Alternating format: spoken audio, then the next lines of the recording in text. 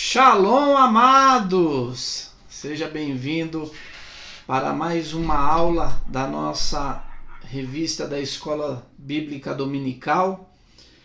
Neste dia nós vamos estudar a lição de número 7, uma lição muito importante, uma lição que eu achei bastante importante para nós estudarmos. Ela vai tratar sobre o mistério das casas-igreja. E um assunto que eu tenho certeza, amados, será rico para nós meditarmos, atual, e um assunto que nós precisamos repensar na nossa vida, na nossa igreja, em todos os conceitos sobre esse tema. Então, a lição ela vai explorar a questão de o evangelho ter se propagado, ter se espalhado muito facilmente, e como ponto principal desse espalhar do evangelho foram os lares dos primeiros crentes, dos primeiros cristãos. Nós pararmos para pensar num contexto histórico, aquele tempo era um tempo onde ainda não se existia lugares definidos, principalmente para a igreja, de se encontrarem. Os primeiros templos dedicados ao cristianismo, eles vão surgir por cerca do ano 232 depois de Cristo. E até aí a igreja ela tinha algumas diretrizes de encontro que acabavam sendo como o evangelho era espalhado. Entre esses pontos, como se propagou o evangelho, nós vamos encontrar na Bíblia muitas vezes, principalmente Paulo nas suas viagens missionárias, o primeiro contato que ele fazia eram com os crentes da sinagoga, porque às vezes nós não conseguimos entender historicamente esse advento da igreja no meio do judaísmo. Nós ficamos sem conseguir compreender. Mas, amados, se nós formos prestar atenção, se nós formos estudar a fundo o que era o cristianismo no primeiro século, principalmente, logo após a ascensão de Jesus, o cristianismo ele vai ser considerado como uma seita dos judeus. Assim como tinham os fariseus, assim como tinham os saduceus, assim como tinham vários grupos religiosos, os herodianos, tinham vários grupos religiosos. E o cristianismo, os cristãos, eles são, no primeiro século, reconhecidos como uma seita que sai do judaísmo. Por quê? Primeiro ponto, porque todos os primeiros cristãos são judeus. Eles saíram do meio, não é que eles saíram do meio do judaísmo, mas qual é a grande diferença de um cristão para os judeus no primeiro século? É que o cristão era aquele que acreditava que Jesus tinha vindo e que Jesus seria o Mashiach, seria o Messias. Então, a diferença, e naquela época já havia muitas congregações de judeus messiânicos, várias pessoas, tanto que a gente tem a célebre frase de Gamaliel, quando alguém vai lá questionar o que se devia fazer com os cristãos, e ele fala, olha, não tinha um outro Jesus aí também? Matou Jesus, acabou, o movimento dele acabou. Se esse movimento ele for do homem, daqui a pouco ele acaba. Se for de Deus, ninguém vai poder impedir. Então, o primeiro cristão, lá do primeiro século, eles são judeus, eles seguem o judaísmo, eles seguem a lei, a Torá de Moshe, e junto com isso, com tudo isso, que eles não abdicam de nada. Todas as coisas que nós definimos como que foram abdicadas, elas vieram a partir do quarto século, quando Roma, ele toma posse do cristianismo. O cristianismo passa a ser a religião do império através de um edito de Constantino, e aí ela precisa adequar o cristianismo à religião pagã que o pessoal tanto dava valor. Então aí se tem uma ruptura, aí se começa a discussão, mas antes disso eram todos judeus, seguiam a linha de Moshe, seguiam o que a Torá ensina, e junto com isso acreditavam que Jesus era o Messias. Até hoje ainda tem grupos judeus que reconhecem Jesus como o Messias, outros não reconhecem, a maioria não reconhece. E é o grande ponto central.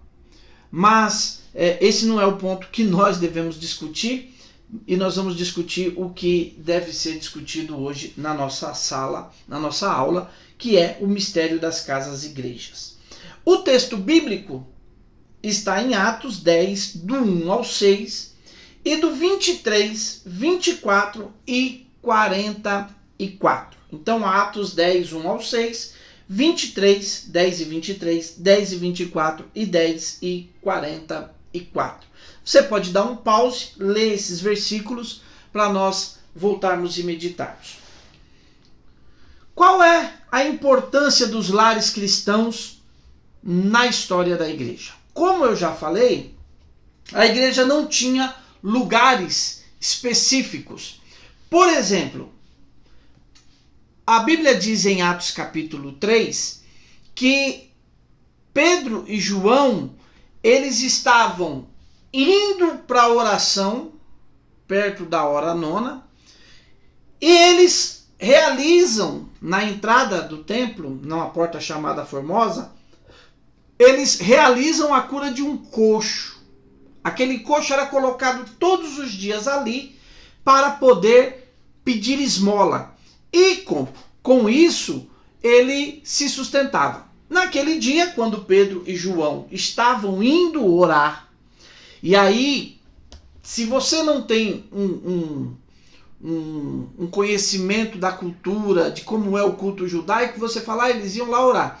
Na verdade, essa é uma oração, uma daquelas 3 orações que a Bíblia fala que Daniel fazia quando estava na Babilônia, com a sua janela aberta voltada para Jerusalém. Essa é a chamada oração da tarde, a oração de Minhá.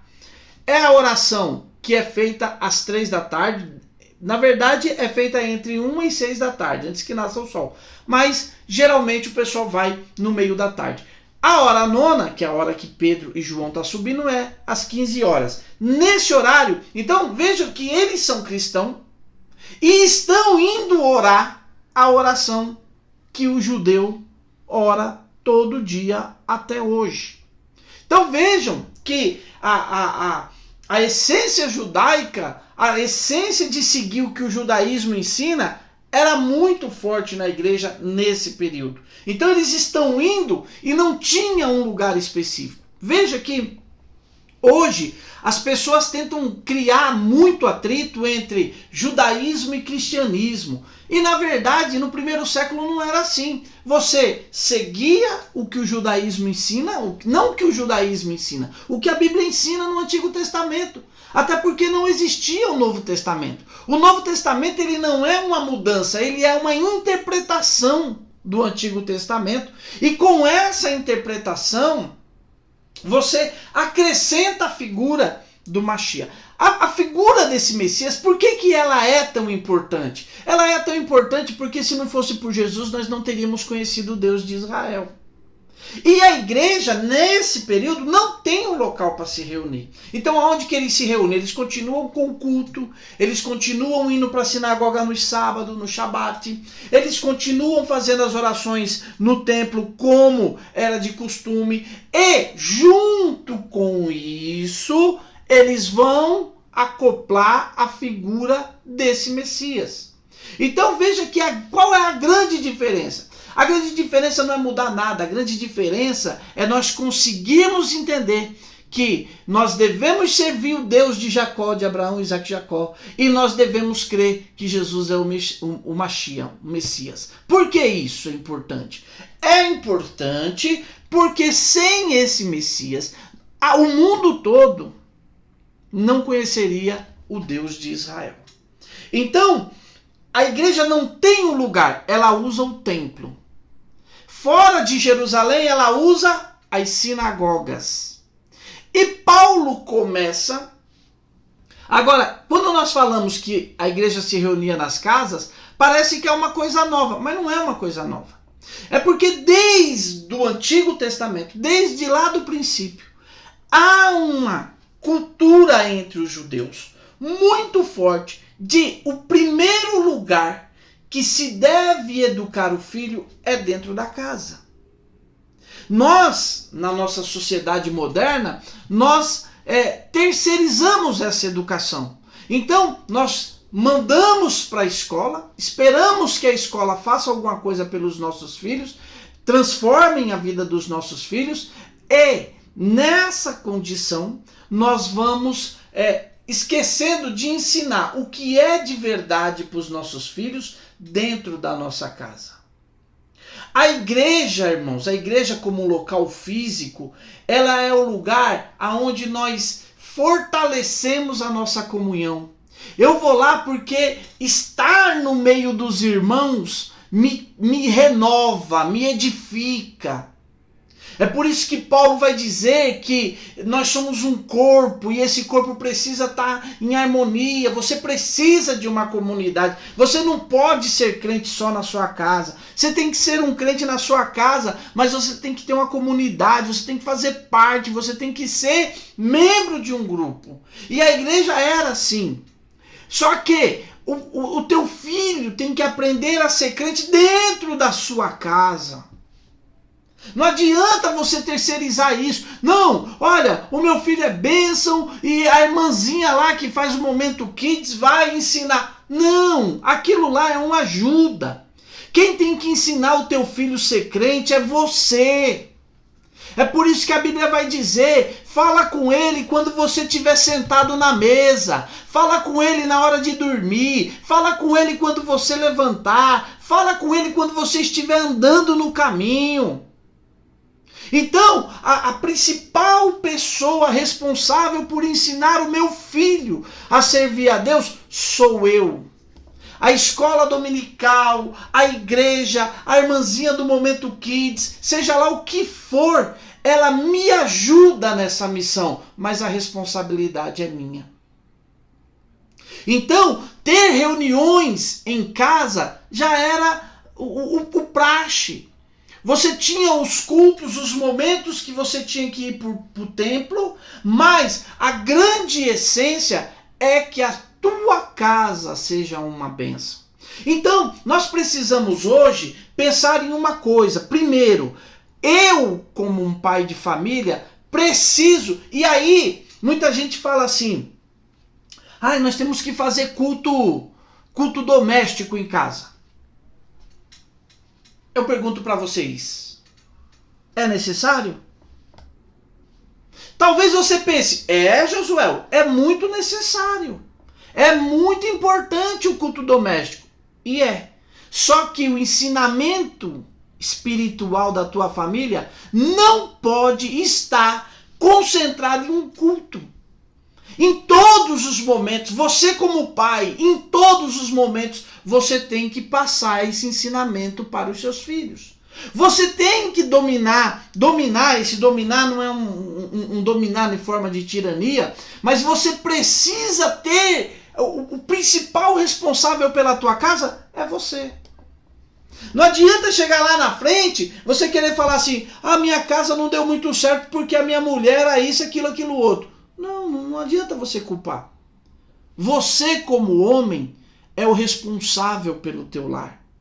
É o responsável pela tua casa. E quando você se posicionar como um homem de Deus, todas as pessoas irão respeitar a tua autoridade. Sabe por quê? Porque a autoridade, irmãos, ela é revestida de uma unção espiritual. Não tem, você anda na rua, não tem pessoa que joga pedra na polícia? Tem uma figura de maior autoridade na rua do que a polícia? Não tem. Mas tem gente que joga pedra na polícia. Tem pessoas que vai lá bater na polícia. Tem pessoas que jogam gás na polícia. Tem pessoa que quer dar paulada na polícia. Por quê? Porque a verdadeira autoridade é a autoridade espiritual. E eu como pai, eu como líder da minha casa, como sacerdote da minha casa, como rei, como profeta da minha casa, eu tenho que passar essa responsabilidade para os meus filhos. Os meus filhos têm que olhar e quando eu for falar do evangelho para eles, quando eu for falar das coisas de Deus para eles não reprovarem o que eu falo. É por isso que às vezes nós nos preocupamos, eu preciso pregar na igreja, eu preciso ser um pregador famoso, eu preciso isso e aquilo outro. Mas e a tua família? Ela reconhece que você é realmente esse pregador? Então eu preciso que a minha casa, e aí não é só fazer um culto. O culto é bom, mas não é só o culto. É em todo momento. Você tem que ser exemplo para os seus filhos em todo momento. Você precisa ter palavra de autoridade em todo momento. Você precisa coordenar as coisas na sua casa em todo momento com maestria. A tua esposa tem que te ver como um líder espiritual dentro de casa.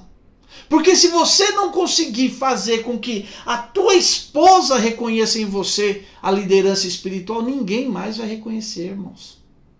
Então, nós precisamos, esse é o primeiro passo, é o primeiro ponto. Quando eu falo eu, pai, eu, marido, eu, o homem da minha casa. Eu tenho que ver como que está o ensino das coisas do eterno.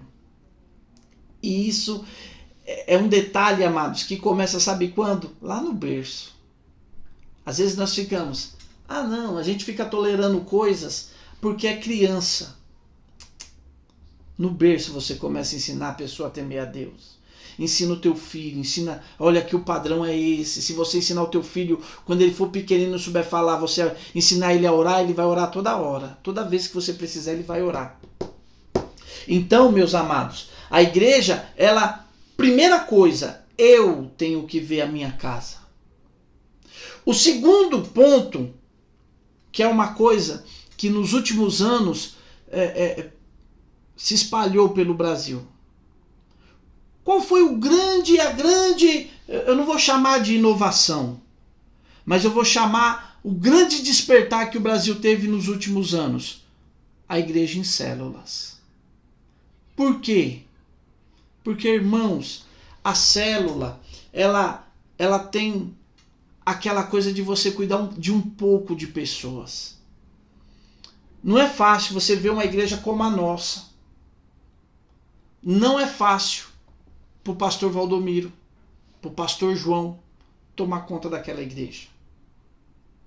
O que nós precisaríamos fazer? Nós precisaríamos despertar esse trabalho em células. E por que isso é importante? Por que isso é bom? Porque você vai cuidar de menos pessoas. Então, em vez de você ter que aconselhar 30 casal no mês, esses casais estão divididos em células. Então, é a grande... E as igrejas cresceram muito baseado nisso. Por quê? Porque você não leva a pessoa para a igreja. Levar para a igreja, quando você fala assim, vamos para a igreja, já é uma barreira para você levar a pessoa. Mas quando você fala, olha, eu vou fazer uma reunião lá em casa, eu queria que você fosse. Aí você leva a pessoa para a sua casa.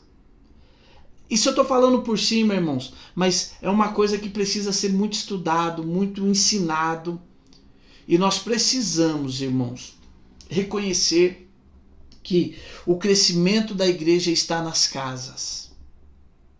Eu preciso fazer com que a minha casa ela seja um portal de bênçãos para a igreja e para a sociedade.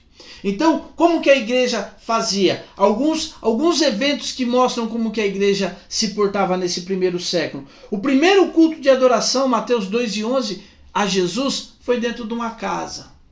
Estava Maria, Jesus, José e chegaram os reis magos para adorar a Jesus. A primeira ceia aconteceu no aposento de uma casa. E a casa era ainda a casa de João Marcos. Segundo fontes históricas, aquela era a casa de João Marcos, onde Jesus fez a primeira e a última ceia. Na verdade, a última Páscoa e a primeira ceia. A primeira cura realizada por Jesus no Evangelho de Mateus deu-se em uma casa, na casa de Pedro, quando ele entra e cura a sogra de Pedro que estava com febre. O Evangelho foi pregado pela primeira vez a um gentil dentro de uma casa. Atos 10, parte da leitura que a gente fez, que é quando Cornélio... Vejam só como as coisas são maravilhosas. Deus, entre aspas, né? Deus evangelizou Cornélio. Cornélio tinha uma vida de oração. Que oração era essa? Com certeza ele tinha aprendido a orar. Ele tinha uma vida de oração e tinha uma vida de caridade. E Deus manda um anjo e o anjo fala, olha, Deus está vendo aí a sua caridade e as suas orações. Então fala o seguinte, chama Pedro e manda ele vir na sua casa, porque ele vai ensinar você o que você deve fazer. E dentro da casa dele, junto com a família dele, é a primeira família não judia que se converte ao Senhor naquela hora. Então, o Espírito Santo desceu sobre os discípulos no aposento de uma casa. Atos 1 e 13. E aí, amados, nós temos que conseguir entender que essas igrejas, a igreja primitiva, ela não cresceu de uma forma de templos, ela cresceu de uma forma de casas. E as casas precisam ocupar o seu lugar. Olha, no Antigo Testamento, quando um profeta ia visitar uma casa, meu Deus do céu, era uma coisa sensacional. Nós precisamos, sabe, nós relativamos muito a nossa casa, irmãos. Nós não estamos dando para a nossa casa o conceito espiritual que ela deve ter. A minha casa é a minha casa, é só uma casa. Não! A minha casa é o primeiro lugar onde Deus vai agir. E quando Deus agir na minha casa, eu vou poder... A Bíblia não vai dizer, olha, esses que não cuidam dos domésticos da fé. Aquele que abandona a sua família é pior do que o infiel. Então eu preciso primeiro cuidar da minha casa. E a minha casa precisa ser cuidada de uma forma toda especial. Por quê que a gente fala isso? Porque a nossa casa, irmão, ela não pode de maneira nenhuma ser relativizada, na verdade, a palavra correta é essa. Relativizada. Não, é minha casa. Não, a tua casa é o primeiro lugar que Deus vai querer fazer algo especial. Hoje nós estamos vendo as famílias se destruindo. Hoje nós estamos vendo os filhos. Os pais não estão conseguindo passar a fé para o filho. Por que não está conseguindo? Qual é o grande problema? É porque não adianta você ser crente só na igreja. A igreja é o complemento. Existem pessoas que mudam de igreja, muda, mas nada de especial acontece. Às vezes a pessoa fala assim, eu vou sair dessa igreja porque eu não sinto Deus aqui nessa igreja. E na tua casa, tu sente? Porque nós temos hoje em dia muitas pessoas que passam a semana assistindo novela e à noite quer que Deus fale com ela. Primeiro a tua casa. Deus tem que falar com você na tua casa. Você tem que levar a bênção da tua casa para a igreja e não o contrário. Você não tem que ir para a igreja buscar. Você tem que ir para a igreja levar. E aonde é que você tem que ter? Tem que ter no depósito da tua casa.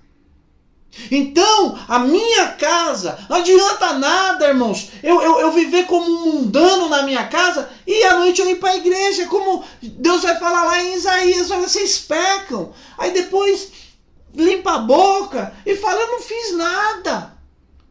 Mas eu sei que você fez. Vocês vêm aqui no templo, levanta a mão, adora, exalta, faz não sei o que, rebola, se quebra, chora. Aí chega em casa, vocês esquecem o que eu sou e quem vocês são. Então, eu preciso fazer da minha casa uma igreja. Porque quando a minha casa for uma igreja, a minha igreja vira uma casa. Aí eu chego lá e nós vamos cumprir o que diz o Salmo 133. Ó, quão bom e quão suave é que os irmãos vivam em união. Sabe por quê, irmãos? Porque nós estamos colocando responsabilidade em coisas que não são responsáveis. Eu vou na igreja, eu vim aqui para sentir Deus. Você sente na sua casa? Você sente no caminho quando você está andando? Existem famílias que na hora de sair para o culto, eles saem brigando. O coro sai comendo. Por quê? Porque não estão na fiação correta.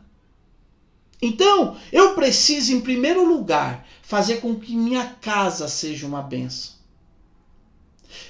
A minha casa precisa ser uma bênção para os meus amigos.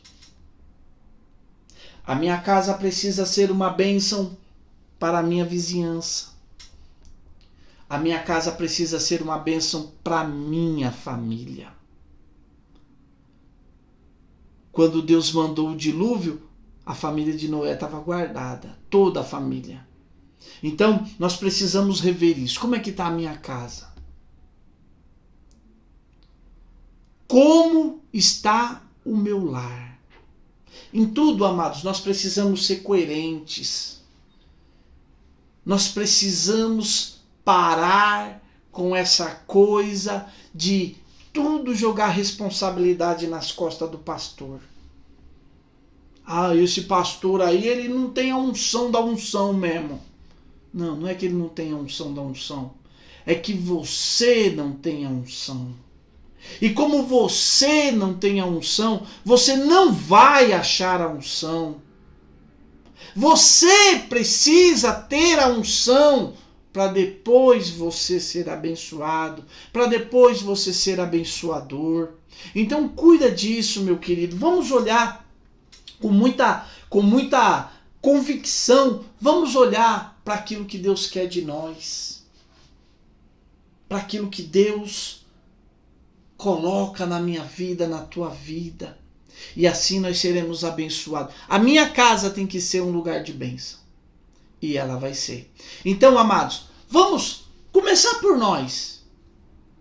Depois que você e a sua família forem uma bênção, faça como o nosso pai Abraão.